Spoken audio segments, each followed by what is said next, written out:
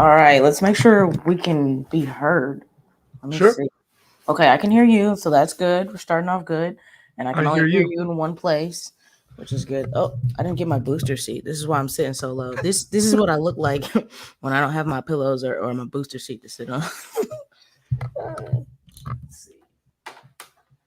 Let's try Dun, this. dun, dun, dun, dun, dun, dun, dun, dun, dun, dun. How you been, man? Good. I'm feeling better. Not 100%, but enough to do work again. Got you. You're giving me like Star Wars vibes today.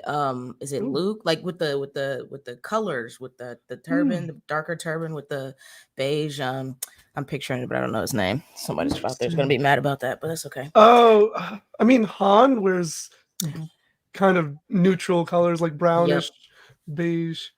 I guess Luke does too at certain times too. Depend. Like in the first, his overall is kind of. I guess I can see what you're saying. Yeah, kind of. I mean, not not one for one exactly, but pretty Right. close. All right. So we're gonna get started. I don't think I'm not sure if folks. I mean, I think folks probably know who you are more than they might know who I am, but folks who maybe have been watching Black and Sikh, who have maybe come to some lives, seen some content, they might not know who Nav the Poet is. So, well, first of all, let me say this. Let me go ahead and just welcome you to Black and Sikh. Thank you guys for being here. We appreciate you. My name is Smalls. My pronouns are she, her. I'm on Chumash and Tongva here in Southern California, closer to LA to be exact. And we got a pretty good live for you tonight. So this is Wednesday Night Live. We go live pretty much every Wednesday. We might not do it every single Wednesday, but we do this on Wednesday evenings so that folks who don't aren't able to come to our lives on Sunday or Saturday or on the weekends are able to join us and we're able to keep the conversation going. So today we have Nub. We've got another guest that might be coming through a little bit later, but Nub, I want Nub to introduce himself. He works with us on the project. He's a core member of the project, and he dropped an idea in the chat that I thought was like a genius jumping off point for a conversation. But before we get there, Nub, go ahead and introduce yourself to the people. Thank you, Smalls. Vaiguji Ka Khalsa, Vaiguji Ki Fateh. Hi, everyone. My name is Navpreet Singh. If you are familiar with me, you may know me as Nav the Poet. I'm a spoken word artist, video editor, and content creator that talks a lot about Sikhi. So, being involved with this project was very exciting for me when Smalls and I talked about it in the beginning. This has been a quite a long time for this thing to be coming together, but it's any opportunity to further expand understanding of Sikhi, especially from different facets and perspectives. Specifically, in the case of this project, the Black Sikh perspective, which is something even I'm obviously not very well versed in or aware of. It's been so even in the couple of months that we've been working on this, it's been super enlightening for me. So I'm really excited. I am coming to you from Massapequa's land, aka Long Island, and my pronouns are he, him. Sweet, sweet. All right. And I do see our other guests here in the background, but they don't have their video on. So I'm gonna wait and see. Let me know when you are available. You can drop something in the chat back here or shoot me a text or something like that. And let me know when you're available. I just want to make sure before we just throw you on there and you're indecent. Actually, you might be at work, so probably not indecent. But yeah, okay, cool. So there's a couple things we're gonna do. We've got a number of things on tonight's agenda. Um, I kind of want to get your thoughts on this. You might have an interesting perspective, Nub. We're gonna do like a Reddit topic, and then there's some comments that I want to address in our comment section cleanup segment. But last week we talked about a we talked about a number of things, but one was somebody because we also might talk about dating, right? I'm not 100% sure if we're going to get to that tonight, but we are going to talk a little bit about dating. And I think dating is interesting when you practice a religion that is not the main religion, right? That is maybe considered a religious minority or something like that. But you have this individual who knew their significant other, their boyfriend or whatever, since like first grade, okay? But for whatever reason, the boyfriend didn't know that they are pagan. Now, of course, I don't know where they are. I can remember if they're here in the US, but I'm sure here in the US, a lot of people don't know about paganism, right? And then like the folks who have heard of it maybe don't even fully understand it. They kind of think that anything not Christian is sort of like devilish or whatever, scary. But she was struggling to figure out if when how she should tell her significant other because she was worried that he was going to leave her, right? Now I wonder how has dating, because we've talked about this a little bit, like just in the WhatsApp group chat, but not a lot. How has dating or how has being a Sikh, especially a turban wearing Sikh, somebody who keeps their caste, how has that impacted your experience, like with dating, or has it been an issue? What would you do if you found yourself in this situation? Because again, they've known each other since first grade, so I can imagine how it didn't come up before, right? And then once you go through life, after a while, you're kind of like, oh, I haven't told them, they don't know. And I think a significant piece of information was that the boyfriend was a Christian. The boyfriend was like a strong, devoted, like maybe not like devout, like, but a very strong practicing Christian. And so that was really the fear. But how has it impacted you? How has and what would you do in that scenario, Nov? Mm, okay. Great question, because this is something I think about a lot, especially as Okay. I'm getting older and really looking for a serious partner to have a life with. When you're younger, it's one thing, but like at this point, I'm 31, so now not only is it internally but externally, there's oh, when you're getting married, when you so I think about it even more and more. And it's definitely been interesting, something I've talked about with other male Sikhs specifically, because I think this is a situation that's kind of unique for us, because yes, there are Sikh women who wear turbans, but it's not as common, and Sikh men are very identifiable and like associated with wearing turbans, keeping their beards, and being in the US and being on dating apps especially, right? Because it's different to meet someone, you get to know them, that I think is its own journey. But with dating apps, primarily the first response is the first thing you get is their image, you get their photos, right? And so in my experience, typically people coming in, no one's ever said anything, to be fair, but I don't get a lot of likes, I don't get a lot of matches, and I have to assume part of that, at least, I don't know the percentage, but I do know that Asian men and Black women are get like Yep. have the least amount of like matches and Yeah. likes I was on. wondering if you knew that statistic. Yeah. Yeah. Yeah, so I imagine that this factor like is the first thing that comes, like none of my photos are Yeah. shying away from my identity. So it's Right. the Right. first thing you're going to see is the long beard, the turban, especially. I think the beard is probably not as, as much of a factor, because beards are in. Now, right, right. I Yeah. was gonna say now Uh, that it's kind of trendy or it's more, socially fashionably acceptable. Yeah. but I even wonder then, right, if it's trendy on white guys, right? Right. I think it's trendy on white guys on a certain type of look. And also I think it's just less because it's more socially acceptable. I think that does impact everybody across the board, like positively, right? Like more jobs are Sure. allowing facial hair and things like that. But yes, in terms of like trendy and appeal, I absolutely 100% agree. I mean, you Right. saw the clip with Waris Alawalia and Right. the way that they were describing him, the long scary beard, and I'm like, when did beards become scary? What do they do? Like what was scary about, I was so confused by her Right. description, but hearing that that's her perception was just, I guess it was informative, I Yeah. guess. But yeah, I can imagine, yeah. And even actually, I just remembered, I talked to my therapist a lot about dating, and she was even mentioning to me like, yeah, as someone who maybe isn't as familiar, even if like your face came across my He has a long screen, scary beard and I'm there would be that sense of like, I her take was actually really interesting, because she said, well, it's clear you're religious, right? You're someone who practices the faith, at least from perception, right? By having this identity, you're someone who's of faith, of religion. And so her view was a religious man would probably be more conservative, or more, potentially, you know, right, um, okay. leading into like maybe more misogynistic or more oppressive and these kinds of different things.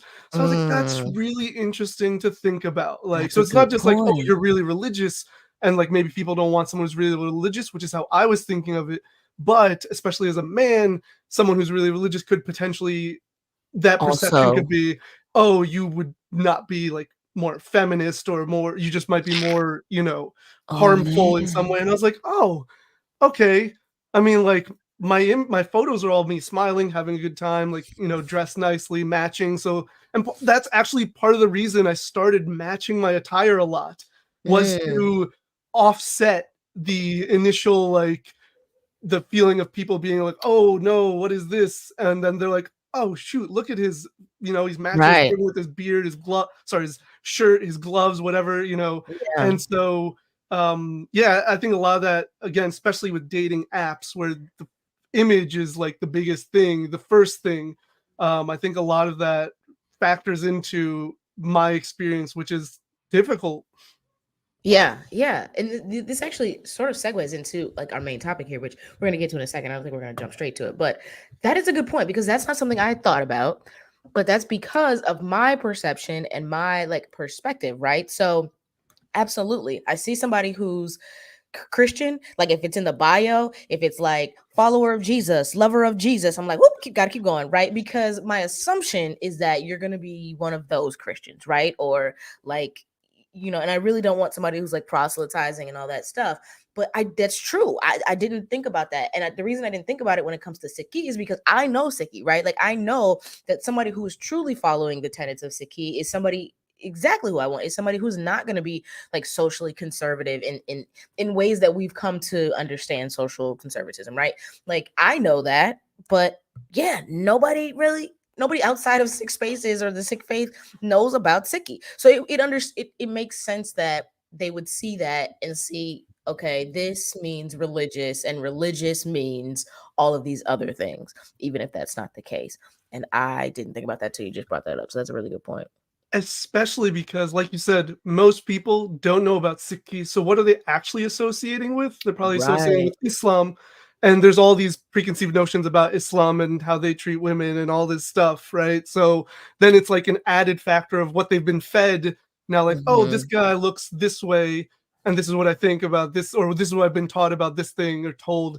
So like, there's so many layers to it. And when my therapist said that, I was like, but like, I can't do anything about that, right? Like, You can't. Um, that's a good point. That's something I need to think about now. And as much as we can say, don't judge a book by its cover, or don't that's just not how human nature works, right? Like we are all human, and so we do have implicit biases, and we do sort of make snap judgments. And I would go so far as to say those snap judgments that we're able to make are helpful. They're beneficial. They can sometimes protect us. They can keep us safe in situations. They can help with our intuition, right? They can sort of like feed us this information that allows us to make really, really quick decisions. So I understand it. And I think it's important that we pause or know when to pause and kind of say, like, wait a minute, is this really what I think it is? But yes, that leads me to, and I don't know that we're going to like dive too well. Let's talk about it. Let's talk about it. Let's just get into it. Neek, if you can hear me, if you're back there, I can see you backstage, but I can't see your video feed, so I'm not sure if you're ready or not. But if you are ready, let me know in some type of way so I can add you in. Um, so this actually leads to the topic that you dropped in the chat not too long ago. Talking about proselytizing, right? Um, because there's a lot of misinformation about Sikhi. First of all, you hope somebody has at least heard of it, at least here in the US, at least here in the West. You hope somebody has heard of it. Then if they have, they probably heard it said incorrectly, or they've heard of another version of it, which is Sikhism or Sikhi or something like that, right? Okay, fine. You get past that point. Now let's say they have heard about it. They even understand it's not Islam. Like a Sikh is not a Muslim. Let's go so far as to say they even understand that point, right? After that, most people don't have anything else, like no real understanding of Sikhi, no knowledge of how many people practice it, where it started. I think they might understand that like Indians or South Asians are associated with the religion, right? That's usually who you see. But outside of that, I don't know that most people know anything about it unless you have a reason to, as in you were in the excuse me, as in you have Sikhs in your lives, you are a Sikh, you come from a Sikh family, something like that. If mhm. that's not the case, most people in the West, most people here in the US are not going to know about Sikhs. So then the question becomes, and I'm actually going to let you really sort of introduce the topic and explain it to us, because I would love to know like what you were thinking, like what your state of mind was, your thoughts as you came up with it. But that gets us to awareness, right? Awareness and spreading awareness and increasing awareness and being able to advocate for Sikhs and for the Sikh faith and for our right and our freedom and our ability to practice this religion, without pushing it on others, without trying to recruit, without trying to tell others that we think they need to be doing what we're doing, right? Without proselytizing. And that's a tricky kind of funny line, right? Because I guess this is a pro and a con, but if you are interested in Sikhi, it's on you. Like you're gonna be the one that has to go out and do the research and find the resources, find a mentor, find whatever. Hopefully you can find it in English, so forth and so on, right? That's really on you. And like I said, that there's pros and cons to that. But you're not gonna have Sikhs knocking at your door. They're not gonna be going on mission trips trying to save the world, quote unquote, right? Like they might be on trips doing work, doing community service type thing, and they might tell you about Sikhi in the process, but never because they think that you need to be Sikh in order to be saved or you need to be Sikh, right? So that's kind of an interesting balance, especially for me, somebody who I feel like I was like a born advocate. I knew that this is what I wanted to do. Advocacy was what I wanted to do from the time that I was 7, and that's pretty much what I've done with my entire life. I don't think I've ever like not been an advocate, right? It's almost impossible for me to turn off my advocacy brain. I'm just used to being like, we gotta spread awareness, we gotta increase awareness, we gotta make things better for people, blah blah blah blah blah. And then Sikhi is like, nah, it's okay. Like we're good. You can if you want to, but nah, it's not a thing. So tell me where your head was at, what you were thinking when you dropped this idea. What gave you the idea? And actually, tell them about your idea first, like what you just dropped in the chat the other day. Sure. So, yeah, basically the idea was exploring proselytization, which is very common, especially in Christianity, but in other faiths, versus parchar, which in Punjab it basically translates to propagate or to so spread awareness, basically to share, um, which is something we are instructed to do in Sikhi. But there's that, as you were alluding to, that fine balance of, and the reason I actually got this idea was because I was going through, I think it was last week's live stream, last week's Black and Sikh live stream, and I think it was you or Ray that pretty much said what you had said here of like, um, because there isn't that effort, so anybody who's new to the faith has to really like do the research, dig in on their own, go deep, find someone, find resources, which are hard, especially for those who don't know, understand, speak Punjabi, read Gurmukhi, anything like that.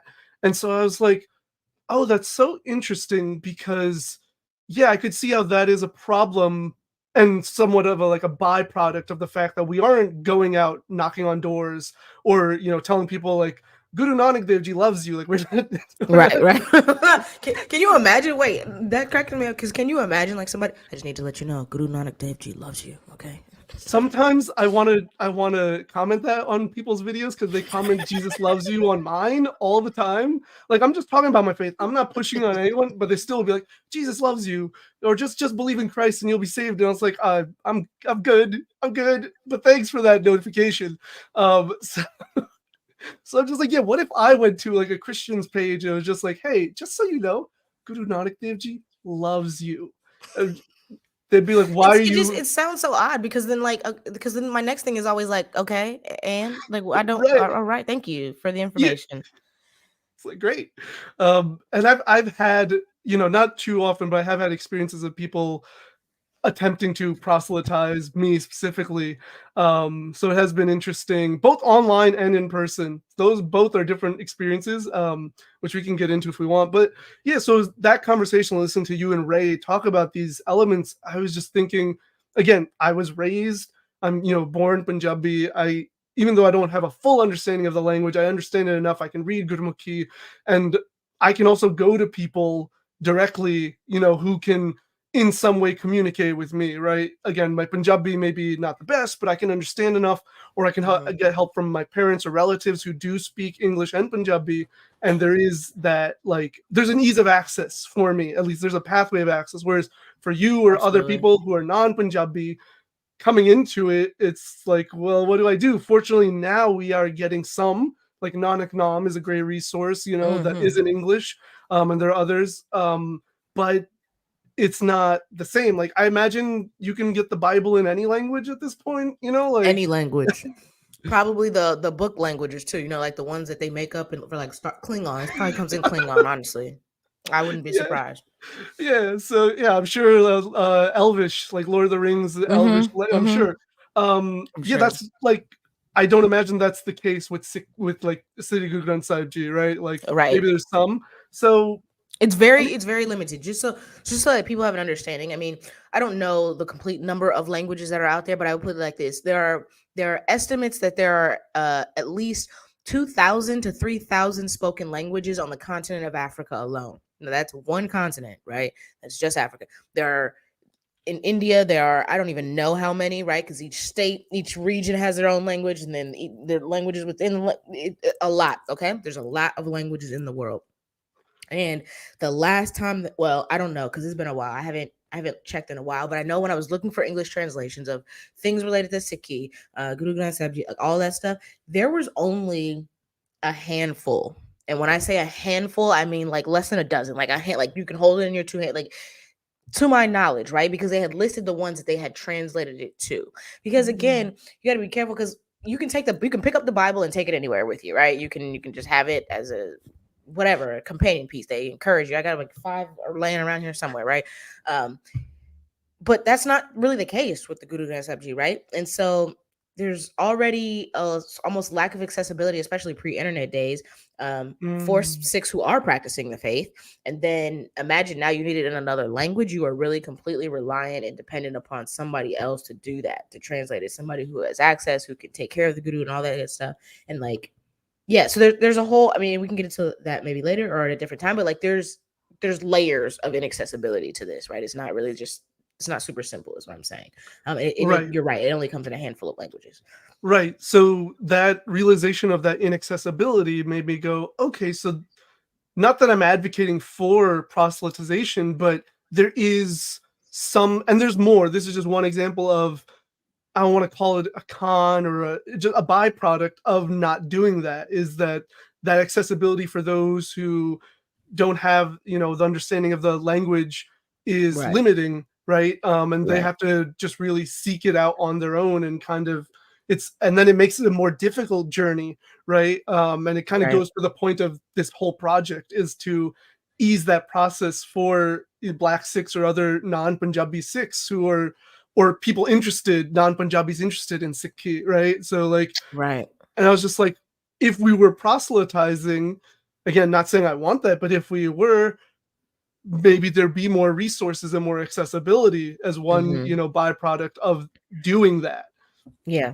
Now, I would say, and it's interesting. I would love to hear from anybody who's listening. And even if you're watching this on the replay later, put it in the comments. I would love to like see a poll or get people's opinion on proselytizing, right? Like, and I have a feeling what I think I know what most Sikhs will say, but I have a feeling that that's because of Sikhi's um position on proselytizing, right? But I'm wondering if there are any Sikhs out there who think that we should be proselytizing, or at the very least don't see proselytizing as a bad thing, or like could see like, hey, there are some benefits to proselytizing. I think it's tough for me because I definitely have a bias. I have a pretty strong bias just coming from Christianity. A faith like is probably the number one proselytizing faith, right? But part of my issue with it is that proselytizing and that command to go around and spread the word, spread the gospel, to proselytize has been weaponized. It's been weaponized so hard, so much, so bad, like it so badly. It's just it's tough, and I mean, I'm going back to like slavery days, right, where they weaponize. So for those who don't know, when they brought Africans here, they immediately started to strip them of their culture, of all of their connection to who they are, for a number of reasons, like I'm sure you can imagine, like psychological reasons, right? But they also made sure they took their religion from them and then forced upon them Christianity, right? Now it was like this bastardized their version of Christianity, their own brand of it, right? But even still, they had to make sure, part of the reason they had to make sure that they could not read was so that they could not read the Bible for themselves, so that they could weaponize this thing against them. And so when you have a religion where the very religion says you need to go spread the good word because that's the only way the world is going to be saved is through us, this religion, we are responsible for saving the whole world. Well, now you're laying this guilt at people. I don't see how people aren't going to end up perverting that, because people are people. So I don't see how people don't end up weaponizing that. They don't end up very, very quickly making it into something that's real dangerous, unhealthy, not safe, and totally goes against, like, the essence of the freedom of religion is what I'm trying to say. So yeah, I don't know. I don't know if Nick is struggling. I'm trying to bring Nick in, but she just bounced back. Okay. Yeah. So I think that's a good point, right? Because Ray and I were having that conversation. I think Ray and I are on the same page in terms of, like, a number of people will say you need to learn Punjabi, you need to learn Gurmukhi, and I agree in that. Uh, I agree for part of the reason why I'm sort of assuming that they're saying it, which is that anytime you translate something, it's going to be tough because very rarely are translations one to one. They're not one to one equivalents, right? So you Mm-hmm. might have a word or a phrase in one language that does not have a direct translation in another. And so now you have to use these other words, these other context clues, these other things to make sure you get the essence of it, to get the meaning, the spirit of it, right? I see it all the time with American Sign Language because you will have and anytime you watch people who sign online, maybe they're signing music, right? You can take three signers. You can take whether it's a Native American sign speaker or sign language user or a student or whatever. You can take three signers, have them sign the exact same song, and they might sign it very, very differently, and all three of them be correct, right? Mm. Because a lot of it is about interpretation and meaning and like the Sure. essence of it and the spirit of it. So some people will say, well, the sign for this is this. So why did you do that? And she says, oh, well, because the type of love she's talking about is not like sibling type love. It's not this type of love. So I use this instead, right? It's, Mm. it's, it's, that's how I sort of understand it when people say like, some people will say you should really understand Gurmukhi. You should really understand Punjabi uh, to practice Sikhi to really be able to get everything that the gurus are saying. And I agree. And that's not possible for everybody. So would you rather people just not practice Sikhi at all if they can't learn Gurmukhi or Punjabi or like what are we doing here? You know, so Right. they have to be careful because accessibility is a thing. So oh, we lost Nick again. I don't know And what is happening. Go ahead. to your point though, and it's a the both sides as well, is like I also, especially as someone who grew up in a Punjabi household, I value the Punjabi language. I value Gurmukhi, right? Like Guru Angad Dev Ji introduced Gurmukhi. Like this is important, not just like as a language, but also within our history and like our culture legacy. Um, but also when you look at the gurus, they also knew multiple languages and they spoke in those different languages because of accessibility, right? Like you're not going to go to a foreign land or a foreign area or a community that speaks a different language and try Mhm. talking your own language, unless you're American, because we refuse to. The sad thing is that was exactly what I said in my head when you said it. I was like, unless you're American. Yeah. But like they knew multiple languages for the purpose of being able to reach different communities, Mhm. and so that's why I think it was Satpal Virji, he was even saying like, if it's in English that people are understanding it, then yeah, do it in English. As much as obviously have both, but like English should be an option. It's the probably the most spoken language in the world. I mean, maybe it isn't, but it's the most globally understood, right? Um, Yeah. I don't know. I mean, I think it is the most by like just sheer number, but right. But like yeah, I mean, if you go to most countries, there are people who speak English, right? right. You can't say Or that about understand it at the very least. Yeah, I don't really think that's any true other about any other language. language. Yeah. Yeah, Yeah. like Yeah, there's a sort of like English supremacy, sort of English dominance. It may be a better word. Just that, yeah, most people speak it or understand it, or there's this idea or belief that if you want to be able to play on a national level, on an international level, excuse me, you need to learn English, right? Because that's kind of right. the international language. Yeah, Or how it was said to me was it's the language of international business or something like that. Now, at the time, I was like a business major and so that's kind of why it was said. But anyways, I think it still applies, right? It's the right. language, it's the one the language that's the kind of point is that universally. that accessibility should be there, Yeah. and we are slowly doing that. There are not only these resources online, but also I know there are gyanis who do kata in English, right, who are trying to create bridge that divide, because even a lot of Punjabi Sikhs, myself included, who were born and raised in the West, don't understand Punjabi, right? So, or Right. don't understand it to the extent of being able to listen, to a kata like for 20 minutes and like understand exactly their point. And going to even your point of like the lost in translation part, ik onkar, like I talk about this so much, right? For so many years, ik onkar has been explained as one God, as a monotheistic concept. And it Mm, was only a few years ago that I learned like that's not what it is. And same.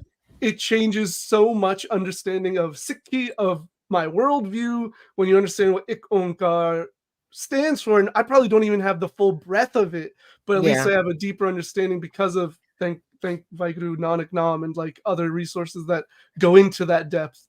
Yeah. Yeah, no, I think it's a great point. So there's a few questions comments that I want to address. But I think you're right. There's two things. One, it was actually Soorma who was like, it's not a monotheistic religion and kind of explained pantheism. And yes, once I understood that and understood it does change the meaning of Ikonkar, right? It does change the meaning of this understanding of God. Now, the funny thing is, it's already the sort of understanding that I had about God, right? It was already the feeling that I had about God. It's like it was how I understood God, but that's not what I was understanding that was being said. You know what I'm saying? Like, so Mm-hmm. Oh I yeah, love that. And I think Nanak Nam has just been, I think it's interesting because you said you and Storma both knew about him beforehand. And then I think it was, he commented like on our first reel that we dropped. And I was like, who is this person? Like, who is this? And then I looked, I was already following the account, right? Like I was already subscribed to him on YouTube. And I was like, oh yeah, I already follow. I just didn't know like the name. I just hadn't connected the dots. But since I have connected the dots, I have made it a point to watch more content. And oh man, it's so good. Like y'all, if y'all are not, yeah. if y'all, if y'all not following Nanak Nam, if you don't know about, they're on YouTube, they're also on Instagram. I don't know if they're on TikTok, but they're at They least are. on. I Okay, ran their TikTok page for a year. got you. So that now we know it's Humble good, right? brag. Yeah, so we know it's good. So yeah, I think check them out is what I'm just saying. Nanak Nam, check them out. Okay. Couple comments. I love this Uh, comment. I do too. So I'm gonna get to this one on IG. DJ Kung Fu Panda says, "Shout out from Sydney. Shout out from Sydney, Sydney, Australia." That's what's up. What time is it there? I don't know. I think it's like daytime. I think it's already what, Thursday there. I don't know. I don't know how the world works. Um, Eric said, "I love this. Have you found?" I gotta start doing that. Your I just mic. feel like I muted myself on accident. I just feel like I want to start doing that. Like I just want to start trolling people like that, right? Like when Christians do that to me, instead of getting upset or getting frustrated, I'm just gonna now take it as an opportunity to show them themselves, right? Yeah. And let's just see where it goes from there. I am so interested. I remember, you know how you have the things on Facebook that was like this day a year ago or this day 2 years ago, like the memory things, right? Well, Mm-hmm. I made a post a while back that was like, you know, I was like, dear black people, when y'all are out and you're in your car and a white person passes your car, lock the door. Just lock it. Right when they come up, lock it. And Right. look them dead in their eye and then lock it like you're scared. I was like, when you're on the elevator with a white woman, clutch your purse.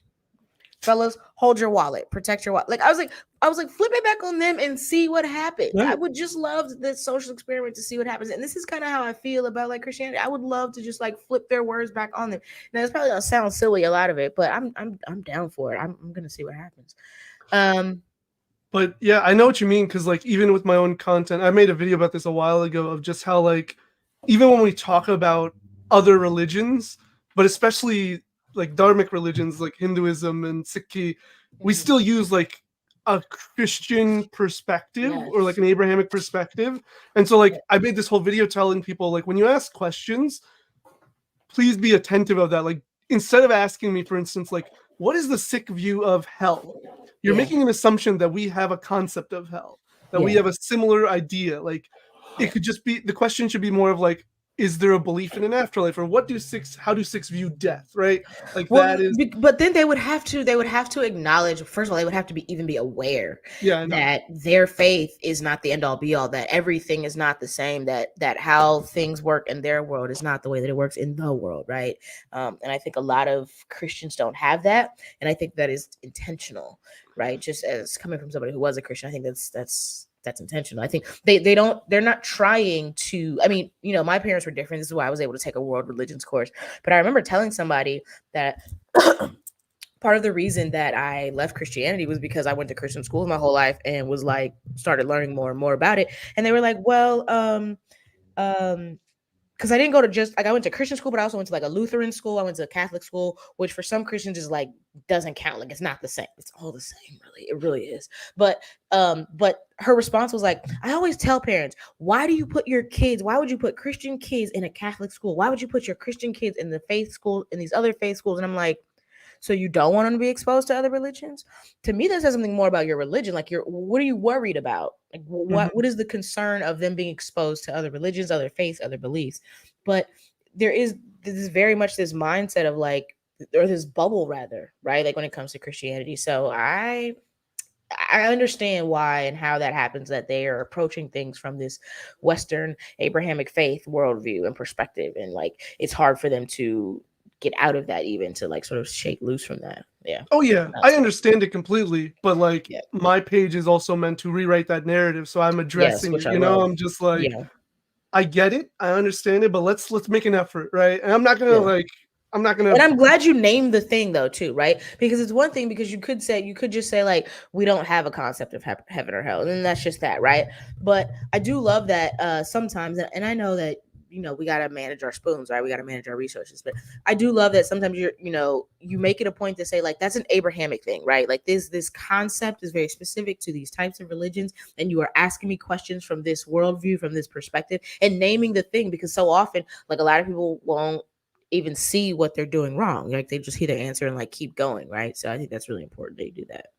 Yeah, All right, what else we got? We got some pretty dope comments. Increased right. discourse and publicly available information for sure, but the word proselytize always has a bad connotation, especially when thinking about the legacy of colonialism. This is from Arjun Singh Lote. Yes, I 1,000% agree. That's kind of what I was trying to say earlier, right? With the weaponizing religion, and but also weaponizing the concept of proselytizing even.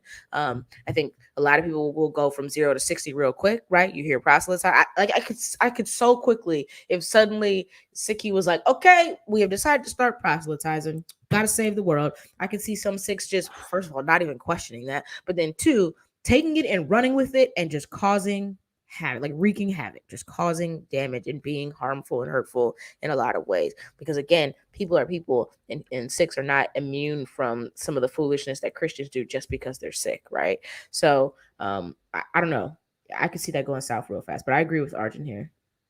Yeah, no, I mean, and it makes complete sense. I think, like you were even alluding to before, I think most people, or a good, chunk of people, would agree with that sentiment of the negative connotation with proselytization because of the legacy of colonial. Like, literally, what he said is just, it kind of perfectly sums up why I do agree. I feel the same way, and I think a lot of people would share that sentiment. Yeah, I agree. All right, let's see what else we got. From Arjun says, Sikri's Guru Granth Sahib Ji project is is great for this. It provides multiple interpretations for Gurbani, literal, metaphorical, and even lyrical. Nikki Guninder, I think, Kaur Singh Hmm. does amazing work too. Okay, cool. I'm gonna have to check that out. Yeah, the Sikh Research Institute is the short for, or Sikh Re is short for Sikh Research Institute.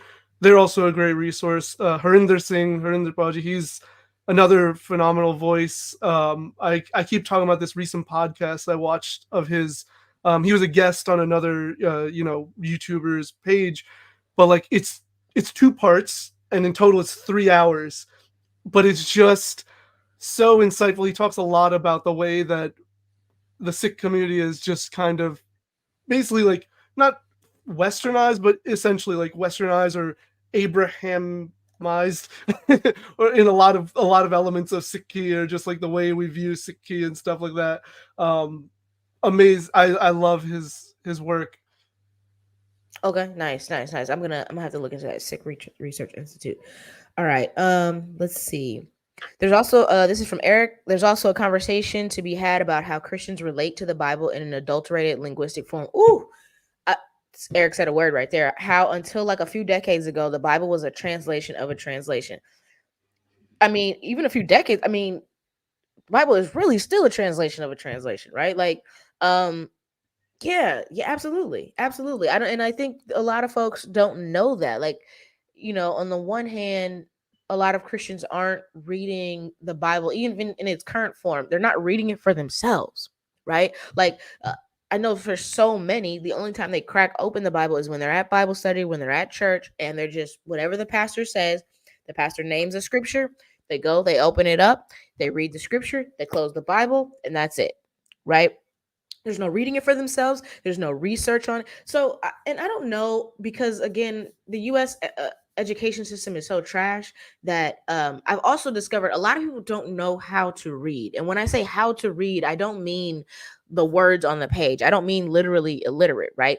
I mean like taking text and then reading it, and then if you come across a word you don't know, taking the time to look it up or understand the context, or even take the surrounding context in there and help to understand it, or especially if this is nonfiction, right? Because I read a lot, I read mostly nonfiction.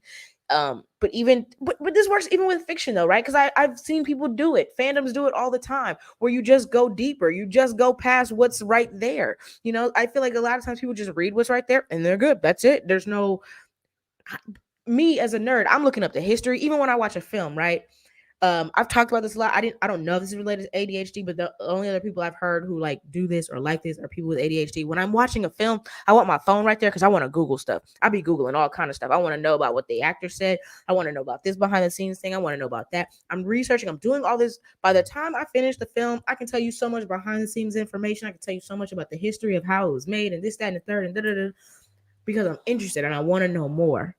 And the same thing happened with Sikhi, right? Like nobody had to like push me to go learn. I was interested and I wanted to know more. And I just wonder, the people who are practicing their faith and they're bored by it, they're not interested, they don't want to know any more than what's presented to them right there. I would then ask, why are you here? What are you doing? Like, are you Christian out of fear of going to hell, or are you Christian because you really believe what Christianity has to offer, right? And I feel like if so many more people really understood how to read, understood how to do research, how to dig deeper, how to go further, we'd be in a lot better place, right? But Eric, I agree with you. I kind of went off on a tangent there, but I agree. Um, Oh, I missed the second part. And the languages the Bible was originally written in are inaccessible to people not in divinity programs. Yeah, that's true.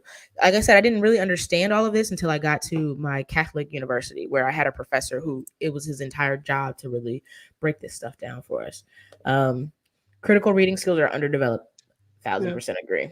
And I've heard lately that with Gen Z, no, Gen Alpha, a lot of them are behind, like severely behind in terms of reading. Not even critical reading, just reading, period. Like literacy, Mm, period. Like basic literacy. There's a lot of discourse happening right now about that. yeah. It's kind of tough. It is Uh, interesting what you said though, about how Christians engage with the Bible, because the more I get into Sikhi, the more I enter Sikh spaces, the more I see that exact same thing with the Sikh community.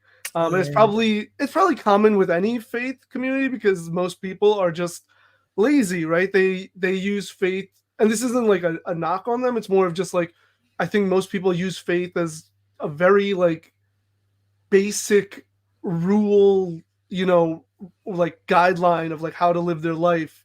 And they're not actually looking for more of the deeper philosophical understanding of it. uh yeah, and and the reason I say it's not a knock on them, because there are many different reasons. Like a lot of my parents' generation, they all came to the US, and right, they had no time to like sit and like research and learn about the faith, because they had to make a living, they had to survive. So then they passed down whatever they knew, whatever they experienced, whatever understanding they got, to my generation, who for a long time were just like, oh, okay, so it's like, yeah, like keep your hair, like don't drink, don't smoke, be a good person, do seva, like that was it. It's like, okay, you're a Sikh, right? And it's just like, right. yes, but there's more. And we didn't get that more understanding. I didn't get that more understanding till in the last few years, where again I was like, something about this feels lacking. Like what I've been told Sikhi is, and then what I actually witness it in like its practice, there's a disconnect. The disconnected, right, right. And that's You know, when I started to dig deeper and be like, okay, but like what does it mean to do seva? What does it mean? What does Sarba Dapala mean? The well-being of all, like all these different mhm. elements. Like, how do we actually live that? And are we doing that as a community? Am I doing that individually? But like that came because fortunately I have the room to do it and the time to do it, because I don't have to like struggle the way my parents did. Yeah, it makes me wonder again why people do religion in period, right? And I think a lot of people practice any religion. I think a lot of them do it out of fear. I think a lot of folks do it out of, this is what I've been taught, what I know, comfort, like kind of status Hmm. quo. right? um but it does it makes me question, like, because again, I think it's easy to take things for granted. So like if you were born into a family that practices a certain religion, it's easy to just say this is just what we do, it's a thing we do. And in that sense, then religion becomes this thing that governs your life as opposed to a tool that helps guide your life and helps you make Mm, decisions. It helps you live your own life. And that's what I feel like Christianity was like trying to at least govern my life. But in the same way that authority is not, I don't respect authority just because somebody has named them authority. um I wasn't comfortable allowing a religion to govern my life just because it was a religion and just because it was the one that my family gave me, right? So when I was able to look at it like that, look at it differently, as in I would like my religion to be a tool, like any other tool, um, mhm. that helps me live my life, that helps me, that helps to guide my life, but not one that governs my life, not one that makes me live in fear, right? It's kind of like the idea that is shifting around parenting right now, where it's like, respect children a little bit more instead of trying to be like this authoritarian when it comes to children. Like maybe you can help guide them and raise them and turn them into adults and not just people who are afraid of authority, right? That's very much how I see it. And it's because of that. It's because I don't trust so many other people's relationship to their own religion that worries me about proselytizing Jesus. um that's the main thing, right? Like I don't trust, because I don't know what your relationship to your religion is. I don't know why you do your religion. And if you're doing it for what I think is the wrong reasons, what I think is like maybe not the healthiest reasons, I don't know that I trust you, because I think that that's going to come out in how you utilize the religion and maybe in how you weaponize it against other people and so forth and so on. Um, I okay. I think think that's you also already. a cool concept for a future either live stream or even like a podcast episode of why do you do your religion, right? Because I think the Mm, convert experience is different than a lot of us who were born and raised into it, right? Like you even mentioned yes. it, I think in episode 2 that I've been editing, of just, or maybe it was a live stream, whatever it was, of just like when you convert, there's like a real sense of purpose behind doing it because you chose it, right? Versus Right. like for Absolutely. me, the first 18 years of my life, I was just living it because that's what I was raised in, as you were even Mhm. talking about just a minute ago. It was only until I kind of lost my faith and then refound it where I was like, oh, wait, I want to be a Sikh. I want to Mm, live a life guided, not governed by Sikhi. But that was something, that was a journey I had to go through. I think a lot of mhm. people don't get to that stage Absolutely. because the community they live in doesn't allow for that um, That question, exploration, that that exploration. questioning, Yeah. yeah. And it didn't allow for me to question. I had to go outside of my community and question and find Mhm. answers on my own. And then I was like, oh, everything they've been saying is just totally off. Like, what are they talking about? This Yeah. is what Sikhi is. I'm just Yeah. gonna ignore all that and rediscover it for myself. Yeah. I love that you did that. I mean, I think that explains so a lot. I think that to me, um, it sort of provides context for a lot of what I know about you, right? A lot of the things that I respect about like who you are as a Sikh and like who you are as a person, right? To now know that you at some point had to go choose Sikhi for yourself, because that's always that's what I always say, right? Like the folks who are sort of born into a Sikh family or born into their family of origin also practices the religion that they currently practice. Like, yeah, you can take it for granted. It's so easy to just take it for granted. And again, if I didn't have those issues. And I also think sometimes it takes a certain like mindset, maybe certain personality, because some people are just okay with authority. Like some people are okay with just being like, I will never forget. Uh, I had a best friend at one point who was just like, not everybody's a leader. I'm okay with just like following the instructions. Like I'm okay with you just telling me what I need to do and I'll do it. And I'm like, what? Like me, like in my mind, I'm like, because one, especially here in the West, we sort of value leaders and we value and put this high price tag or whatever, put up on a pedestal people who are leaders, and like we kind of down talk followers and stuff. But somebody's got to be doing the following, right? Like somebody's got to be doing it. And so it really helped. It helped me even as a leader, right, to really hear somebody say that and to put that in perspective. And that's what I find when it comes to uh religion. Like some people are just okay with whatever they have, and and I'm not here to tell them that they should want something different. What I am saying is that I find that the people who I respect the most, who I admire the most when it comes to how they practice their faith, when it comes to the example that they lead, are people who have at some point had some journey that forced them to choose their faith practice for themselves. And it's people of multiple faiths. I can think of multiple people right now. I'm thinking of a black woman. She's a biracial black woman who's also Jewish, right? And was raised Jewish, but also was raised with the Christian side of her family or whatever, right? And at some point had to like choose because Jewish, it's like a cultural thing, right? It's another like ethno religion where Mhm. it's like got the ethnicity and the religion thing, and so she's always going to be Jewish, right? So she didn't have to practice it to sort of be considered Jewish or to be considered a part of her family or be connected to it. But she had this moment where she had to decide, what am I doing here? And she had to choose it. And again, it's always the people that have that sort of, and I don't think it always requires a crisis. Like I don't think it always requires like some heavy, hard existential crisis that you need to go through life and handle. I don't think it takes all that, but I do think that sometimes it takes stepping away and stepping um like giving yourself space from it and sort of being able to see things in a different perspective and get fresh perspective. That is really so important. So I love that you said that. It makes a lot of sense. Let me see here. I don't like the term convert when it comes to Sikhi personally. I feel like now, even when I was deep in Christianity, I was a Sikh, that my journey with Guru Sahib was inevitable. That's dope. I like that.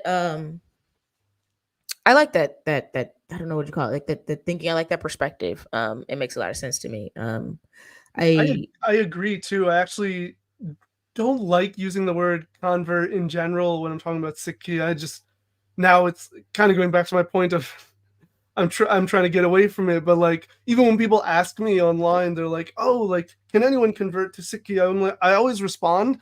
I always say, "Yes, anyone is welcome to join the faith or follow the faith," or I don't use the word like, "Oh yeah, anybody can convert to the faith." I don't use that word because there is no process to convert, so it's like, what are you really converting, or are you just becoming a follower of the guru? Like you can yeah argue with semantics, but to me it means a lot, versus saying like, oh yeah, I converted, like I made this whole shift. It's like, no, I just recognize the guru's value to me, however you want to phrase it. But so it's funny that Eric said that because I don't use that word usually, but I did this time. yeah. I think I like hearing that from both of you guys. I am wholly on the other side of things. I don't dislike the word convert. I don't have a better word. I'm also somebody who's like really deeply into language, and I know that part of like my neurodivergency has to do with language, and I try not to have like such black and white thinking when it comes to language, like because I'm a very much like a words mean things person, right? And I always have been, and it wasn't until I really understood like my neurodivergency a little bit more and understood how that could sort of impact things that really allowed me to like loosen my grip on things, like right, like the word ambivert, it used to like annoy me to no end, and even though it's still kind of annoying because it's not really a thing, it bothered me because it was always people describing introversion but having a problem with the word introvert because they didn't understand introvert, right? So Mhm. people were like, no, I'm an ambivert because I'm like this and this, and they're defining introvert, but I don't dislike people, and I'm like, bitch, I don't either. Like, it's like that doesn't make you now a whole new label because you misunderstand the word introvert, right? Sure. Now I don't think that that's the same thing for convert, but I also don't know that I have a different word for convert. And I would say that unlike Eric, I don't feel like I was a Sikh the whole time. Even when I was Okay. deep in Christianity. When I was deep in Christianity, I feel like I was deep in Christianity. I feel like I was a I was a Christian. I didn't have a lot of the same views that I have now. Um, and I would like to believe that my journey with Sikhi was inevitable. But I don't know that that's the case because again, I was real close to Islam. I mean, I was real close. For a second, I thought I was like, well, Islam is what it's gonna be, right? But again, there was just that little nagging thing that was like, but I can't, I could sort of reconcile. I could sort of, but anyways, I was really close. So I can't say for sure that it was inevitable. But again, for me, as somebody who does love language the way that I love language, and when I say like I love language, like I mean I'm weird. Like people have hobbies, words and linguistics is mine. Um, The same. As you I already know. yeah, right. Um, I don't know that I have another word. And again, when we're on social media and we're talking and we have limited characters, like Yeah. I'm not even with like the word religion, right? I actually Uh, agree that I don't think Sikhi is a religion because it's tough because I don't think it's like so many other religions, right? I think it is a rather unique faith practice and it's a spiritual journey. And I think that when you say religion, people have these connotations, they have a certain meaning. And I think very much that Sikhi does not fit within that, right? And we need a word to use, right? right. And sometimes we have to be concise. And sometimes we have to think about accessibility and right connecting with others. And so is it more important to get the message across, right? Or is it more important to stick to like uh making sure we don't use a specific word like Sikhism, right? Like Hmm. if I'm saying Sikhi, I keep saying Sikhi and people are like, what are you saying? What are you talking about? And then I go Sikhism and they go, oh, okay. Right. Is it more important for me to like be like, oh, I hate the word Sikhism and I'm never gonna use it and uh and then they not understand what I'm saying, then to me just finally say Sikhism and they go, oh, I get it now. Because now I have the opportunity to say, just so you know, it's not actually Sikhism, it's da, da, da, da, this is how we Yeah, got to Sikhism, but like it gives me that opportunity, right? Um, for sure. Oh but no, having said that, I would love if we have a different word besides convert though. Like, is there one? Do we have? Oh, Eric said. Eric says right here. I have no idea what word I'd use instead of conversion though. Yeah, that's the thing. Cause like I agree with y'all, and I'm like I don't have another word for it, and especially when we're doing advocacy work, and I'm sort of trying to define like who I am or talk about my experiences. Like, well, what do I say? right. Y'all don't want me to say black sick, so can't even say convert now. Like, what y'all want from me? That's I mean, and I'm the same way of like I don't personally care, maybe not care, but I don't stress over what word, term, phrase people use. It's not my business, honestly. Like, even I've been talking about this recently on my page. Even if people say seek instead of sick, I'm like, cool. Mhm. I'm not wasting my energy on this thing. Like, this is really not a big deal. It's just people keep asking me about it. That's the only reason I talk about it. If people stopped asking me, I'd be like, fine. If like Mhm. most people Mhm. say seek, go live your life. If it makes you happy. Like I My thing is always people trying to correct me. right. That's That's why that's I talk that's the about it. only issue. That's the only issue. It's one thing when you say Sikhi and somebody goes, "Oh, I thought it was Sikh," and it's not. It's Right. just blah blah. And then it's another when they go, "You mean Sikh? You mean Sikhism?" No, I meant Sikh, and I meant Sikhi. Like what? No, I didn't mean that. No, I mean I think because my Indian friend said, no, my Indian friend, no, they're not Sikh. No, my Indian friend is actually Christian, but they know though because they're Indian. So you Oh know. yeah. Not only have I had people say like, "Oh well, my friends never corrected me and they're sick or they're Sikh." I'm like, "Cool, they never corrected you, but they're wrong. They're just not correcting you because I guess they don't trust you enough." But Yeah, I don't think people realize that when people say stuff like that, like my Indian friend never did this, my black friend never told me this, you're saying more about you than the person that you're talking about, right? Like I've had multiple people with kind of a little bit off topic, but I've had multiple people be like, my black friends never said XYZ. They never complain about this, then and third. That means they don't trust you. They don't think that you're a safe place to talk to about that. Like I guarantee you that's what it is. Because there are white people in my life and I'm like, I'm not having that conversation with them. I'm not wasting my time, right, or like let's just keep it cordial. Maybe they think we're closer than we are, but they're not a safe yeah. place for me And to have that discussion. And but some of them might I just get tired of correcting people. yeah. But I've also had people literally say to me, "You're wrong." And I was like, "Wait, what? I'm wrong?" So they're telling even you, wow, Yeah, okay. yeah. I'm like, they're like, "Oh, it's pronounced Sikh," and I was like, "No, it's sick." And they go, "No, you're wrong." I was like, "Wait." It's just, it took me a minute. I was like, "Wait, you're really telling me I'm wrong?" It'd be one thing if you said again, if they said like, "Oh, I always thought it was." Yeah, I'd I be like, thought "Yeah, that fair enough." yeah, But no, I they're like, thought you "No, were you're just saying wrong. It's Sikh. That's the correct way." I was like, "Huh?" yeah, I thought they were just arguing that their friends say different. I didn't know that they were flat out telling you also that you're wrong. Straight Okay, up have told me I'm wrong. that's wild. That's interesting. The white It's so caucasity funny. audacity. Oh It's man. it really is Oscar Wilde. I'm just like, bro, how are you telling me? That's why I made this whole video of just breaking down the spelling in Gurmukhi. I was like, Right. this is a sassa. It makes an S sound. Like I literally like I'm Sesame Streeting it. It's Yeah. just- I've had to do that sometimes. I've only done that once and it not worked and they still like didn't want to hear what I had to say. But usually I would just say it's a short I, it's an aspirated K, which makes this H sound as da da da, and you got the stress on here. Because again, a lot of people don't understand, like in English, most of the stress of our syllables are on the front of our words, right? Or at the first couple syllables. Whereas in like Indo-Aryan languages, it's like on this the end of the words. Like so instead of Sikhi, it's like Sikhi, right? Like they don't understand. So sometimes when I explain it like that, that will at least give them enough pause and enough to think about to where they're like, oh, okay, yeah, okay, maybe she is right, okay, whatever.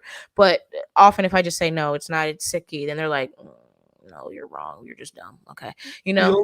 The only reason I got people to listen was because I made the video while tying my turban, so people are like, oh my god, this is That's so all. amazing. That's always helpful. It's a hack. If That's anybody always wants to know, helpful. if you're a Sikh content creator, just show yourself tying your dastard and you will get like 1 million views. I've done it several times now. It's like like almost like a hypnotizing type thing, right? Like you Yeah. remember in Get Out where they're like Yeah. stirring the thing. That's what it reminds me of. Where they're like you're just laying down No, at the but start. you're 100% right. People have literally said like I had to watch the video twice. One because of the tying, and then second to actually pay attention to what you were saying.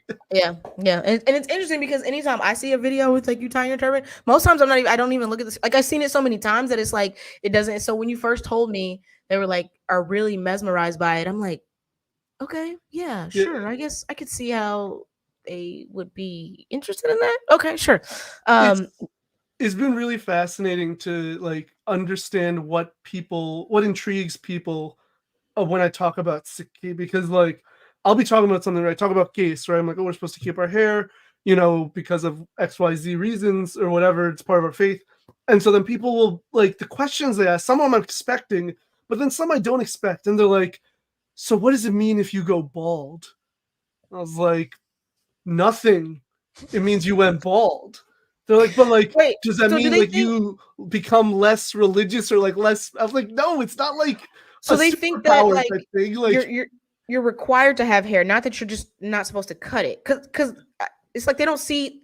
So they're thinking like they're thinking is Sikhs must have hair, not Sikhs don't alter their body or like don't cut their hair. right? It's Sikhs Yeah, must yeah, have yeah. hair. That's it seems like that's the conclusion they're drawing, as opposed to like no, the issue is not of the amount of hair we have, it's the not cutting it part, right? It's the keeping it. Right. It's It's not. the Yeah, it's something along the lines of, again. It's just that's a new one though. because they're unfamiliar. Their questions, Yeah. they're so interesting, right? Like, Yeah. and some of them, again, we've probably heard a You probably thousand learn a times. lot about human psychology just from the questions that you get. I bet you But do. like when people ask me, the funniest one to me is when people ask me, like, obviously people ask like about the folds on the dastar, but when they're like, oh, does that like signify like age or wisdom? I was like, it's not a tree, bro. It's not a tree trunk.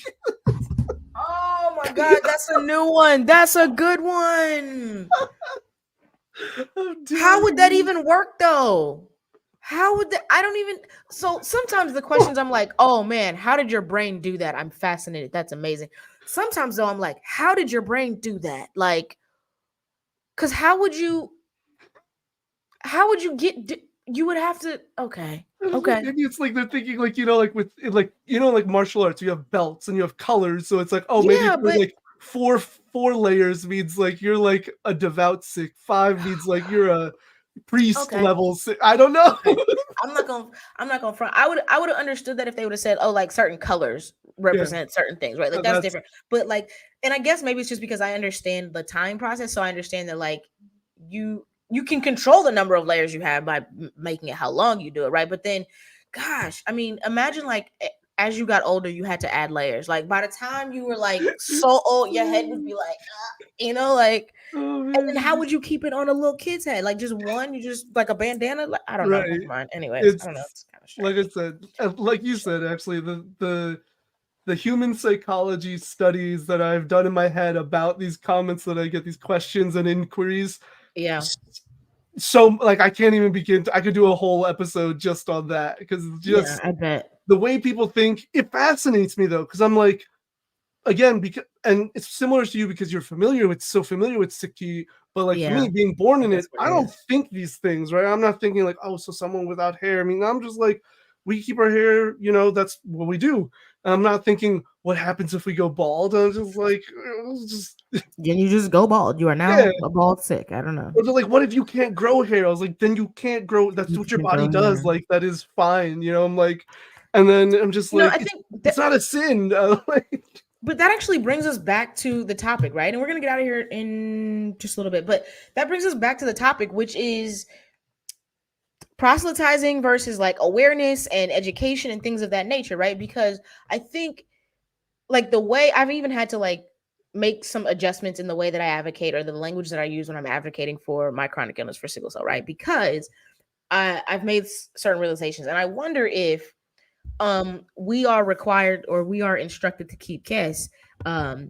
It's causing some people to again focus on the hair, the fact that you are required to have hair, which is not what is being said, which is more it's more of um we are required to honor our bodies by not making these changes or by not cutting our hair, right? Then they can sort of understand. It goes direct to the why we're doing what we're doing, like why we do this.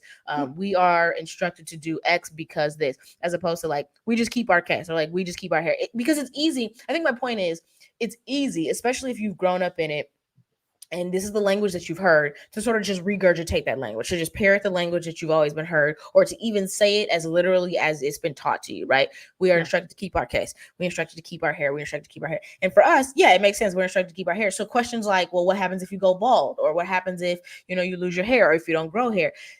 They sound wild to us, but it's because we know and understand the reason behind being instructed to keep our case. Whereas they don't have that context yet. They just know we're instructed to keep hair. Well, what happens if you don't have hair? As opposed to saying, like, perhaps instead of proselytizing, maybe it's about updating the language. Like maybe it's about making the language more accessible, right? Instead of we are instructed to keep our case, it's we choose to honor God by leaving our bodies how they are, not making changes or not cutting our hair or allowing it to grow in as it grows in.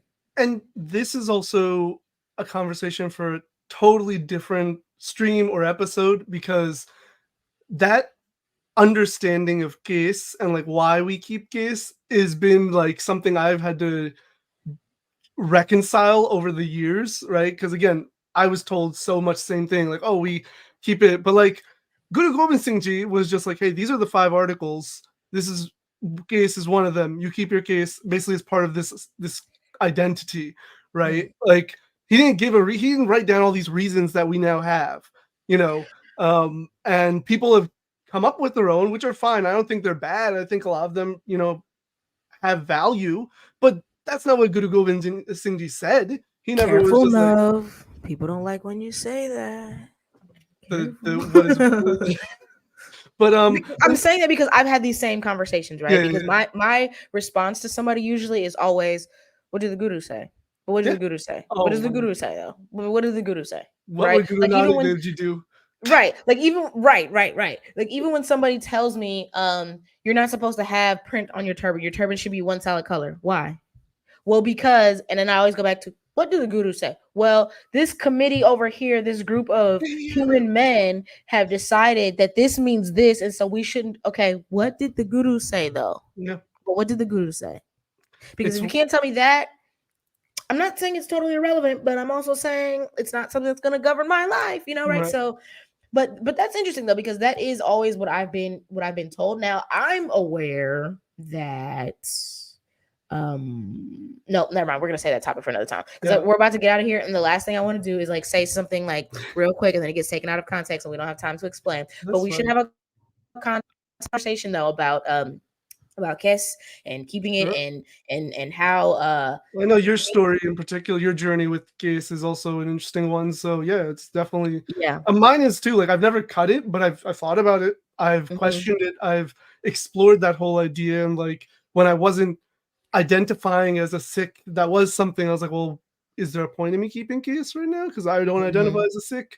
Ultimately I didn't cut it, but it's especially being in the West, especially as a brown skinned man post 9/11, there's a whole like just a deep, deep hole of context to deal with and unpack when talking Yeah. about case. Because it would be easier for me to walk the streets without all this, right? And like especially when I wasn't identifying as a Sikh. If I had just cut it, I would have probably been like really at peace in some ways. I'm sure you think about this, but even me just sitting here listening to you and knowing what I know about your story, it's like I can I can literally imagine how different your life would be if you walked the world no beard or even a trim like lower closer cut beard, no turban, cut hair. I can imagine how different your life would be, right? And it's so sad because I mean it probably has pros and cons, but what I'm talking about how different your life would be, all of it has to do with not who you are, but how people treat you, how people interact with you, how the world sees you, how the world perceives you. Um, I can imagine. Yeah, that's wild.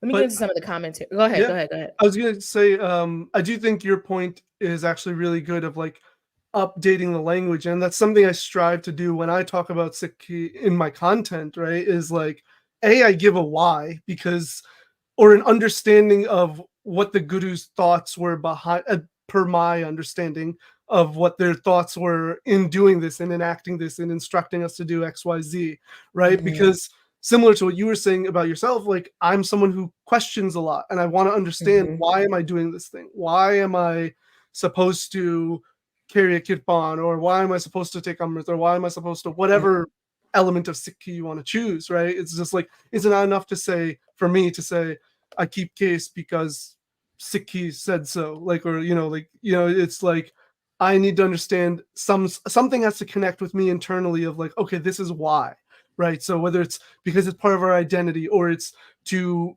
promote selfless service, or it's to, whatever element of Sikhi that the gurus, and that's what I love about Sikhi is it's so practical, right? Like pretty much every element that I can think of, it's embedded in practice. Langar, it's embedded in practice, spreading equality and serving others. Having that unique identity again is a selfless act in order to stand out. To like, I'm explaining all this to you that but it's just for the sake of the audience. Um, absolutely. and so I think updating the language when talking about Sikhi and providing that context is part of the awareness initiative that we need to strive to do. Like, it's not just like, oh yeah, we keep our hair and we wear turbans. It's like, okay, well, because of the way religion has been used for so long and now how it's perceived, even to me, that's not enough. Like just saying like, oh, we do these 100% things, agree. right? We have Yep, a checklist of things we do, and you just give that to people. That's not enough. I Not agree. Yeah. for ourselves, our own community, and not for outside communities that want to make sense of it. Because a lot of people just think religion is stupid, and I totally get that a I hundred get it. percent. Yeah. So I think that phrase of updating the language and adding context is like important in the prachar.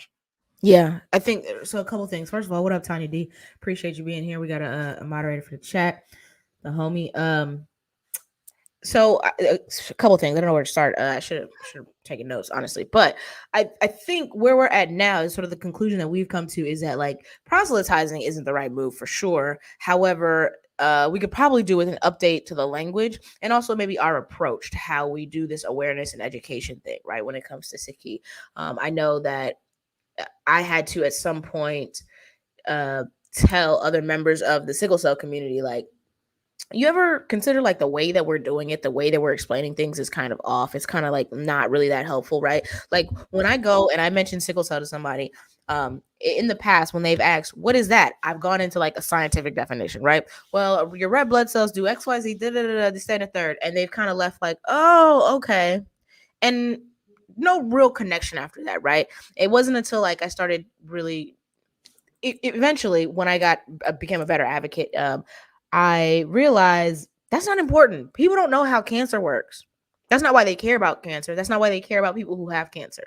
People don't know how these other things, they don't know the science behind these things. So that's not really the important part, right? It's Mm-hmm. understanding, hey, it's a blood disorder, it's genetic, it impacts your organs, it impacts this, it can affect any part of your body that needs blood. And then people go, oh, snap, that's everything. Yep, that's everything. And that's literally, it's complex, it's da da da.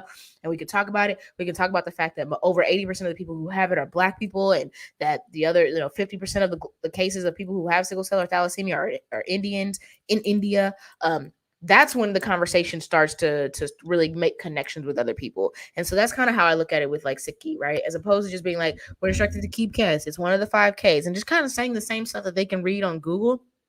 You can make it more of a personable thing, or you can just say like, hey, this is the reason we keep caste. And if you don't have a reason, or if one of the reasons that has been told to you doesn't really resonate with you, one, I would then question, well, then why do you keep caste, right? Like, because I think that's the answer that you should give people. Your reason for doing what you do with Sikhi is what you should tell people, and less of just these are the rules for the sake of the rules. And because I've always seen Sikhi as a guide and not a set of rules that govern my life, not a set of rules that I need to live by in order to get X, right? And I do see the appeal with religions that are like that. I see the appeal because it can be very easy to just be like, somebody tell me what to do. I've got decision fatigue. I don't know what to do. I'm tired. Or I just tell me what to do. I don't want to burn in a fiery pit. But the other thing, I don't want to get too deep into this, but the other thing is when you sort of extract yourself from the concept of hell, things get radically different. Radically different, right? When you get to the point where you're like, I don't actually believe that hell is a thing. And now this Mm, whole thing that governs you through fear, because it's always the fear of eternal hell and damnation, the fear of eternal hell and damnation. Well, if you don't have that fear anymore, then what happens? A lot of other people can't control you. The religion itself can't control you, right? You then have to start practicing your faith for yourself for different reasons. Your why has to now change. And that's kind of like where I want people, even people who continue to practice Abrahamic faith, that's where I want them to get to. And that's why I think that like proselytizing or not proselytizing is such an important conversation, right? Because for me, it's like, I don't even necessarily want you to become a Sikh. I just want you to question what you're doing. Like, why are you doing what you're doing? Is that working for your life? Is that serving you? yeah, Okay, keep doing it. If it's not, you have options. Um, yeah. And like our friend Eric was saying, he always felt he was a Sikh in some way, even when he was in Christianity. But I think that's the thing about Sikh and why I don't like referring to it as a religion. Even again, I use faith because for accessibility and for purpose of the conversation. But even the word faith, sometimes I'm just like, I don't know. But like that's the word that right now, and it might change in a year or two or whatever. But Sikhi to me is just like it's a humanistic approach to life, right? And so that's why like understanding Ikon God was so huge for me because it removed, just like you were saying about understanding or changing your perspective on hell.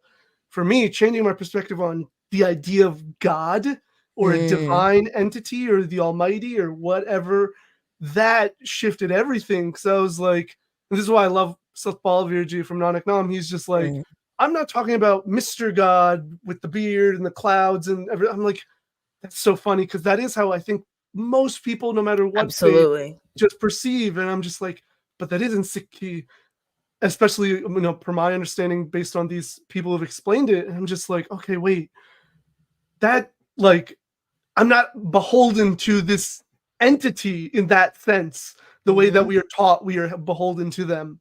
And even that, even the idea of the fact that God is always used, uh, is given he. I started using they and them to talk about God now and the divine. I don't, or if I use he in one sentence and the next I use she, I mix it up. But I mostly use they them because literally, again, in Sikhi, it outright says God is genderless, Yep, divine is genderless, his oneness is a genderless. So why do we always use he? And then that brings exactly. the whole conversation into, every other element, especially when it comes to the LGBTQ community and conversations within Hmm. Sikhi, which is a whole nother thing, not entering that right now, because that's, Hmm. we got Hmm. like a couple, not even, but it shifts everything for me because Everything, yeah. it liberates, in my mind, it liberated me from so much that I was taught to like, again, it felt like I grew up with the way I've heard Western Abrahamic faiths, lived and taught. That's how I felt I was taught Sikhi by my greater community. And once all of that was shaken up and removed, I was like, whoa, this is such a deeper understanding of and such a different worldview that I now have. Hmm. So when people are like, people have asked me online, like I get all these questions. People are like, "Oh, do you hate anyone?" I was like, "No, I hate no one," and that's because of this different understanding of Sikhi. Where like Yeah. I completely disagree with so many people, and there's so many people I Oh have yeah, for many sure. issues with. But what I focus on is not them as people. I focus on their thoughts that they are putting out there, because the thoughts that I really have issue with, and the thoughts that I Right, right, right, detest or right. disdain or whatever word you want to use. But I don't hate the person, because they are a part of this oneness. They are a part Yep. of Vaheguru. They're a part of this ever pervading force that we in Sikhi define as Ik Onkar. And so I'm Hmm. just like, it. I don't remember how I got to this point, but this is like one of my favorite things to talk about with Sikhi. Yeah, no, I love it. I think and I don't know if Nanak Num posted it today, but there was a post that I saw it today about the God being this like somebody, some people call him Sky Daddy, right? Where you just have Yeah, this yeah, entity in the sky that's just kind of like this. But I do the same thing, right? The moment that, now I'm not gonna lie, like one of the things that I loved about referring to God as she is that it kind of triggers a lot of people, right? A lot of hmm people, even the most like feminist, or the ones who think that they're like super feminist and super open-minded or whatever, the moment you refer to God as she, they're kind of like, wait, what? And it sort of forces them. And so seeing how they respond is quite interesting. But yeah, excuse me, I do the same thing, right? If we're using a language that requires pronouns to be gendered, yeah, I can use they, I can use he, she, whatever. And I find it very interesting when I refer to God with a different pronoun, other than a male pronoun, or a masculine pronoun. And it's interesting. Let me just get a couple questions right here so we can get out of here. All right, so DJ Kung Fu Panda says, do you feel a lot of non POC six are disconnected? POC is in personal color, so not okay. A lot of non POC Sikhs are disconnected from the issues concerning Sikhs and the attack on the faith in India by political forces. Example, the farmers movement. I am a bit confused. So I get all of what you're saying in terms of, okay, non POC Sikhs, issues concerning Sikhs. When you say issues concerning Sikhs, do you mean issues concerning Sikhs, or do you mean issues concerning Punjabi Sikhs or South Asian Sikhs? Like, I don't know what you're saying. Attack on the faith in India by political forces. I've heard a lot about that. I hear a lot about that. I have Google alerts on for Sikhi and Sikhism. Any iteration of Sikh or Sikhi, Sikhism, I've had Google alerts on since I joined the faith, or start practicing the faith, whatever you want to call it, converted, whatever. So I do see a lot of the things that's happening, and I am aware of it. Do I feel disconnected from it? Well, you're saying non POC, so that's not me. I don't know though, because I can't speak for non POC people. hmm Um, I know, and if by non POC, I think you mean white. So I think white people tend to be disconnected from stuff in general, because if it doesn't impact them, I think it's human nature for things that do not impact you to you kind of be disconnected from it. Um, I don't know. I don't know. No, I don't think I'm answering this very well, because I don't fully understand the question, but also no. Do you have any like take on that? It's a question from Instagram. If you're I wondering like don't where it is. I don't fully understand the question either, because Okay. I when you first started reading it, I thought it was going to say non six, because if it was non six, the answer is 100% yes, right? Like Right. non Yes. six are very unaware of anything sick related. Um, it's funny actually being on having the platform I do on TikTok. Um, I've kind of garnered I've basically imprinted myself in a lot of people's minds, where now anytime there is a video about the Sikh community, I'm tagged in it, which I Wow. find Wow. really funny. It's kind of cool, but also kind of annoying, where I'm like, I don't need to be. First of all, I typically know about things before you do, not like these people who tag me. I'm like, come on, I know I don't have a Google alerts, but I get all the information pretty much right away, because I follow so many sick accounts on social Mhm. media. So when people tag me, they're like, "Have you heard this?" And I was just like, "The sick who got attacked? Yeah, I've definitely heard about that sick who got Yeah. attacked. Like I heard about 2 days ago. Actually, I'm glad you finally caught. Yeah. I don't do that to them. I understand what they're doing, but Yeah, like but I in know my what you're head, saying though. I know you what you're know, saying though, because the same thing happens to me, and I want to be clear about this. I want to be clear about this. I am in no way upset about what I'm about to say. Keep doing it. I get tagged in anything that has to do with sickle cell or Janet Jackson, and I don't know the last time that somebody has told me something or made me aware of something that has to do with either of them, and I didn't already know. Um, right? it's kind of not possible. I think it's happened one or two times. Just for the sake of like maybe I wasn't. I don't know, but I also get Google alerts for Janet Jackson. So Yeah. that's one. It, like there's a I don't even know. I can't even point to it right there. Right, Okay. everywhere. There's a Janet thing right there. Before I had to move my couch, there was like a shrine of Janet stuff right there. I'm looking at a Janet album right there. Like I'm just gonna know. I'm gonna know. But tell me anyways. Thank you. Yeah. And the other thing is, like with sickle cell, they'd be like, "Oh, have you heard about the gene therapy?" Yes. Not only have I heard about it, I was at the meeting with the pharmaceutical companies when they called some advocates in to announce it. Yes, I do know about it. But thank you. Um, Right.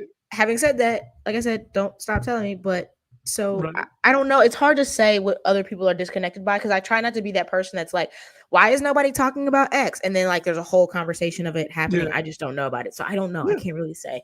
Yeah. Um, And I'm the same way. I don't actually have an issue with it. I just find it fun. It's a funny thing to me when people tag me, and I'm just like, yeah.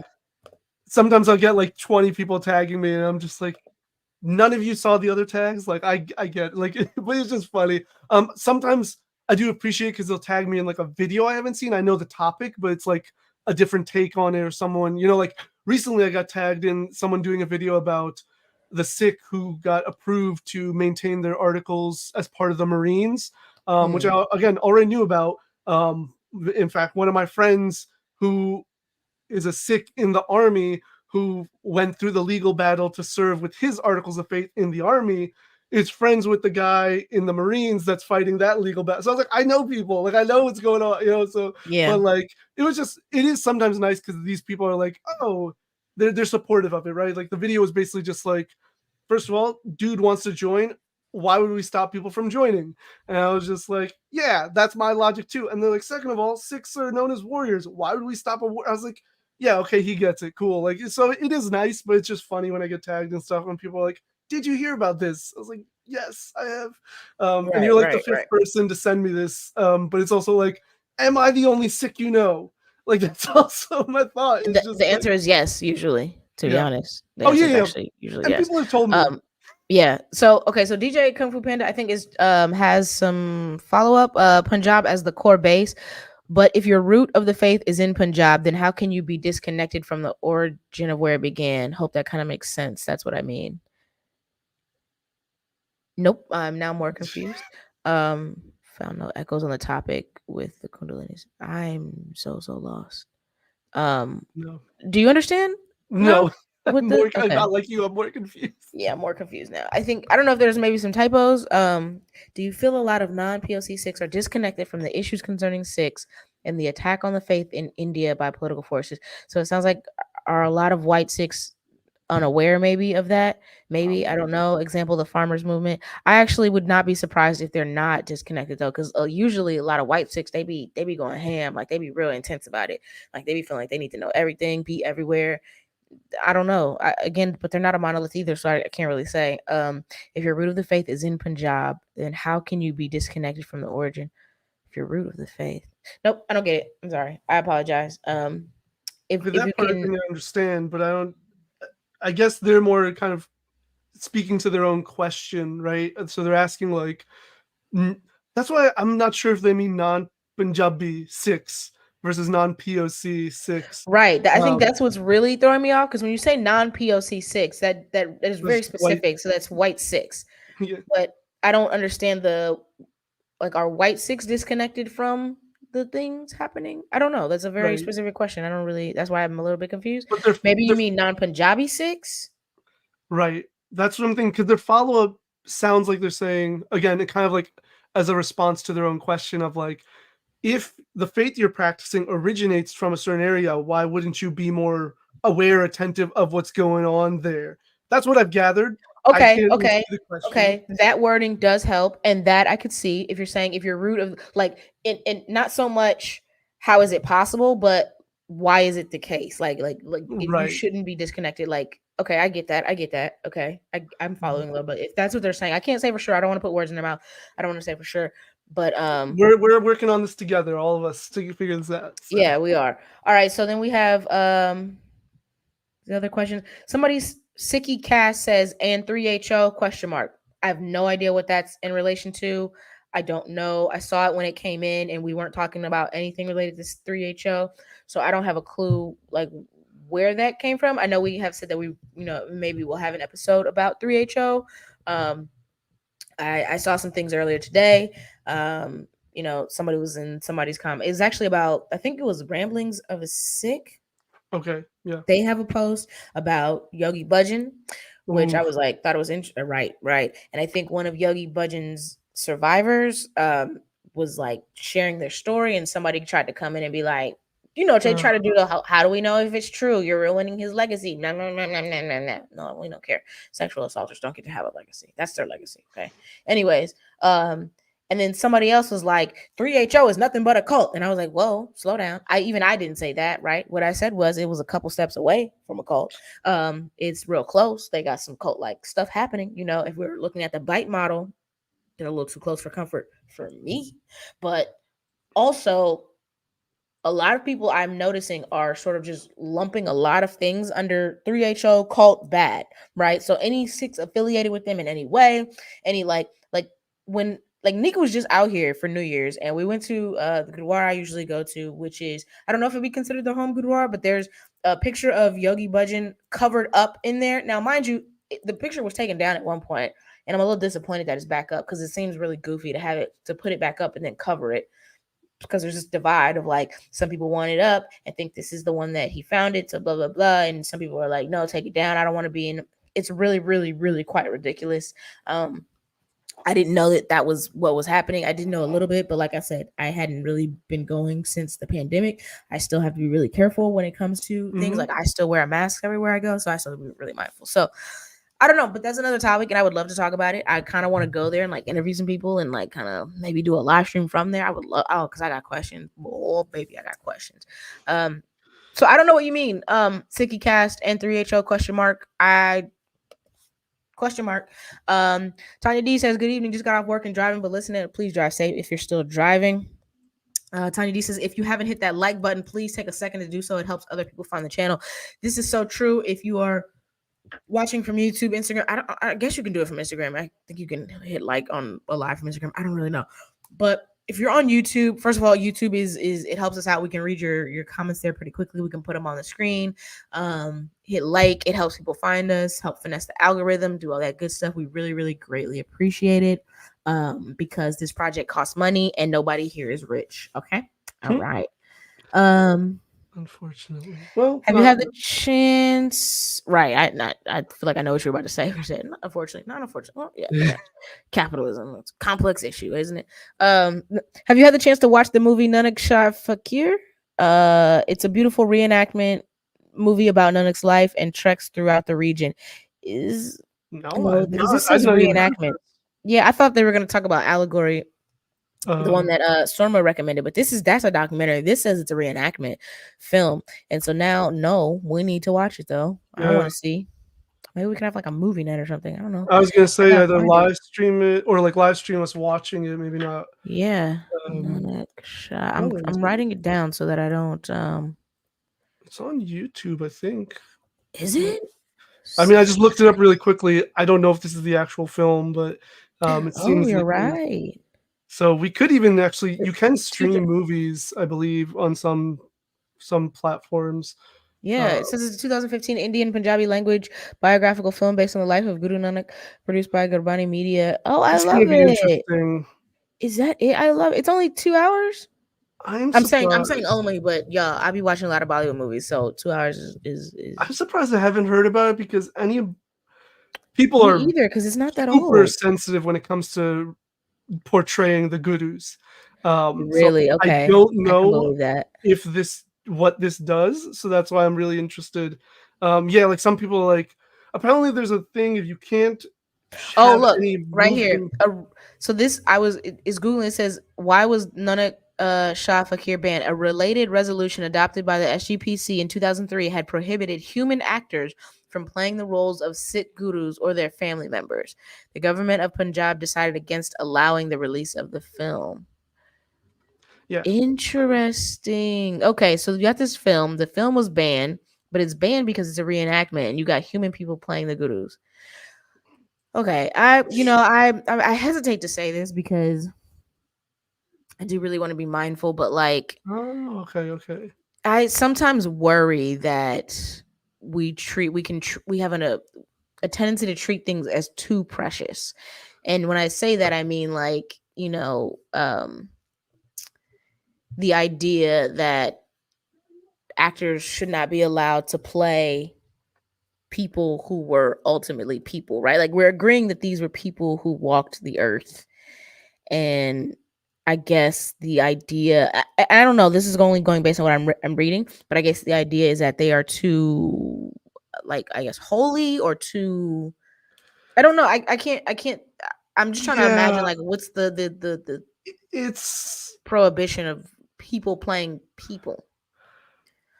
And it's don't get me wrong. I'm not downplaying the gurus. I'm not by any means just being like they're just people like anybody. I'm not saying that. I'm not saying that. Don't put words in my mouth. Don't go spreading that around the internet. Don't do that. I'm not saying that. What I am saying is this is, to me, goes right back to the difference between, like, you got gatekeeping on one side and then proselytizing on the other side, and us trying to find our place somewhere in there where it's about education and awareness and accessibility, right? And like there's a conversation I imagine to be had about the benefits and the pros and cons of doing stuff like this, of having films, of having things where we can really openly talk about the gurus and what they did beyond just Gurbani or the teachings that you're going to get immediately inside of Gurdwara. I don't know. yeah. Oh, so Jason says he's only depicted as a light. You don't see any face, any. Oh, okay. So, Okay. which is how I thought, because I have heard that, like, because there are photos or portraits or images or whatever you want Mm-hmm. to call them of the gurus, which aren't Mm-hmm. even like necessarily accurate from things I've heard, or they're debated of how the accuracy is debated. But apparently, you can't show. It's not just that actors can't play them. Apparently, there's also a ruling or whatever you want to call it that you can't have any like motion. You can't show the gurus in motion. So like, which is, I don't know. I do agree that like there's a it's a fine line that you're getting to when it's like, oh well, we can't like depict them at all. I don't know. It's a very complicated thing. Because the reason I even had this conversation with someone was because I had this whole idea for like these 6 superheroes that I wanted to do. And one of my, are you familiar with the movie A Kid in King Arthur's Court? Mm-hmm. So I kind of wanted to do that for one of them, where they go back in time to the time of the gurus. And then someone's Mm-hmm. like, well, you can't show the gurus. I was like, well, I wasn't actually planning to show the gurus. But what if I wanted to? And they're like, well, you can't do that. Because I was like, okay, but, I don't know. It's a very, Yeah, I think I have to. I it's a gotta look more sensitive into topic. We it. need to look more into it. Yeah. Yeah, And I was about to it's say I not gotta look something to more get into it into right before now. right, because I don't know enough, and I gotta have to educate myself. All right, so I think that's it. I think those are the last of the questions. Um, DJ Kung Fu Panda, sorry, my internet here. No, it's cool. The whole connection to ICE attention. Okay, I don't know where that came from. Let me see. Did I miss any questions? Oh yeah, just in case anybody didn't hear, so Jason was recommending the film. Also said that it is on YouTube with English subs, by the way, which is awesome. And then Eric says, I think they're trying to ask about why 3HO6 being disconnected from the Punjabi Sikh community. That may be the case, but that's not at all what they said, and so I don't want to put words in their mouth. But I talked to DJ Kung Fu Panda in the DMs on a regular, so I'll talk about it a little bit later and see if I can't figure it out.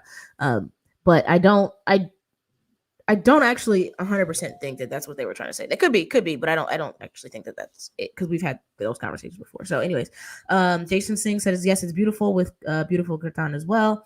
9 million something views. Nanak is only portrayed as a light. You can't see his face, just a figure and a voice, which to me, still somebody else's voice and figure.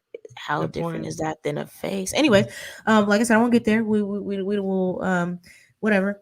I was trying to see if there's any comments that we wanted to respond to. I did get a message that says, "Hey, I didn't want to take away from the stream, but I noticed you were wearing a WNBA shirt. WNBA, it's actually a t-shirt. It says sweatshirt, but it's actually a t-shirt. I love the W. What's your favorite team? My favorite team is Los Angeles Sparks. I don't know if I have a favorite. Well, I guess I kind of have a favorite team. My favorite team. Oh, I was going to show you, but my favorite team is Los Angeles Sparks. My favorite player is Nneka Ogwumike, who plays for the Sparks. It was Candace Parker, but then she left the Sparks to go play for Chicago, and boo. Okay. I also really love Brittany Griner and the Phoenix Mercury, but that's that on that. I don't think there's anything else so far. The questions have not been too wild or too hectic. Sometimes y'all be by y'all, I mean y'all be out here wilding and saying really ridiculous and reckless stuff. I haven't seen that so far. I like this comment here though. It says, oh, I don't know why people are getting into this. This is my first time seeing the comments since we posted the video. Okay. And last night we posted a reel, whatever. It says, I hope a lot of people who watch this also consider whether they treat everyone who converts to Sikhi this way. I'm sure there is an element of anti-blackness in this experience as well. It makes me wonder if they read the caption, because that's actually exactly what the caption says. That there are specific things that happen to Black Sikh converts that other Sikh converts don't experience. How do I know? Because I talked to them. We ask, and a lot of us Black Sikhs have come together and found out, wow, we have a lot of the same experiences. How is that? We're all over the country. We're in all different places. We've been converted at different times. We've been practicing at different lengths of time. And why are we having so many similar experiences? Then we go and ask non-Black, but also non-Punjabi. So usually white Sikhs, East Asian Sikhs, Latino Sikhs. We ask them about their experiences. Hey, have you ever experienced this? Hey, tell me about this. And they're like, no, what are you talking about? No, nobody's ever did that to me. What? They did what? No. So there's a lot of very specific things that happen to us that are not happening to other non-Punjabi Sikhs. We should also clarify the difference between a Khalsa and a Sikh. The former has responsibility and authority. The latter has neither. Yeah, I saw that comment. I don't agree. Disagree with that completely. Yeah. Okay. I don't. Okay. I was gonna respond, but then I was like, maybe where later. do you start though? You don't need validation from anyone. Just build your relationship with the Guru. God is the only person you need to impress. I feel you, but think bigger. I think you're missing the point.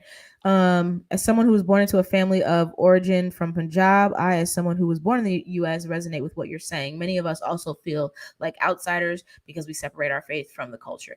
Yeah, I can imagine that. It's like what I said last time when I said that there are going to be some Punjabi Sikhs who can relate to what we're saying, who understand, and who also have a very specific experience with Sikhi that I never want to like dismiss or diminish or minimize or anything like that.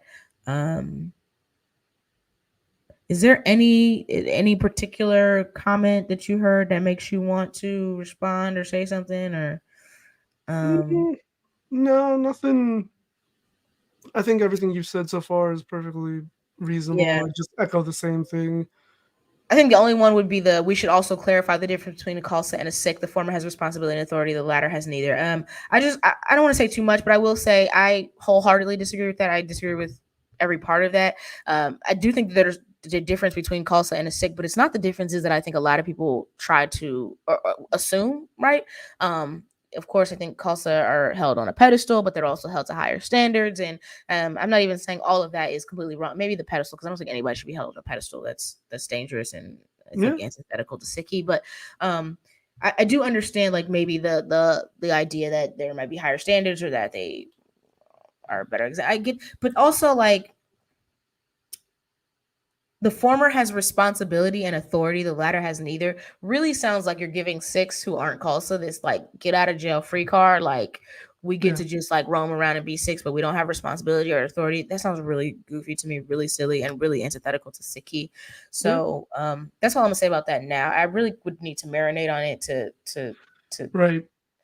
That's why I didn't respond to it. I was gonna actually comment and respond to it, but I was just like, I need to sit on this more. I know who even left that comment. He always has very interesting thoughts, I will say.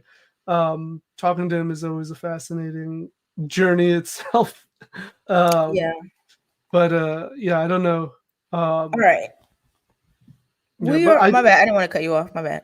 No, that was all. I was actually gonna say I do have to head out. So okay, yeah, I was just about to say that's why I like, cut you off on accident because I was like, you and me could talk forever. Like we'll be here like 4 hours down the line and be like, what happened?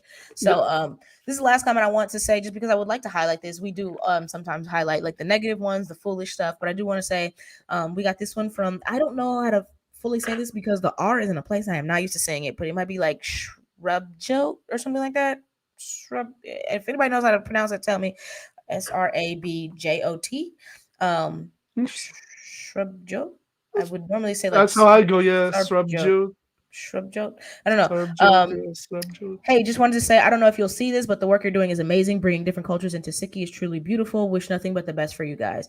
Thank you, thank you, thank you. I do want to say that I am mindful to acknowledge two things. One is that we don't want to proselytize, so our goal is not to bring anybody to Sikhi, not even Black people. The goal is not like, hey, we want to raise an army of Black Sikhs. That's not. It's not it. If people become Sikh as a result of like seeing this or like whatever, that's one thing. But we're not here to like sort of recruit or proselytize or anything like that. And we're also here not here to specifically educate on the essentials or the basics of Sikhi, right? And what I mean by that is like, yes, education is going to come. It'll happen naturally, right, by the way of us trying to improve things and trying to increase awareness. But our goal is not to be like, okay, Sikhi, starting from the beginning, it was founded 500 and some years. That's not it. That's not what we're doing. Any education that comes will be as a result of that. And so sometimes you will see maybe people make certain requests. Can you do a video on this next? Can you talk about this next? No, nope, because that's not our wheelhouse. Like we were very mindful of why we're here, what our mission is, what we're here to do, and that as long as we try to keep that in mind as we make decisions about how we move, the content we make, the things we talk about, the things that we're going to discuss, anything like that. So, but that's it. We're going to get out of here. We didn't make it. I was trying to get us like close to an hour and a half, and we are pulling up on an hour. But I blame Nav because Nav is an amazing dude to talk to. Really, really great. If you have any questions about Sikhi, if you want to talk, about anything related to Sikhi, right? It could be like Sikhi and race, Sikhi and whatever. Nav is the person to go to. Go to his page, Nav the Poet. So Nav the Poet on TikTok, Instagram. I don't know, maybe Twitter, Threads, wherever you have a social media platform. Nav is there and Nav the Poet. Okay, same thing for Black and Sikh. We appreciate y'all.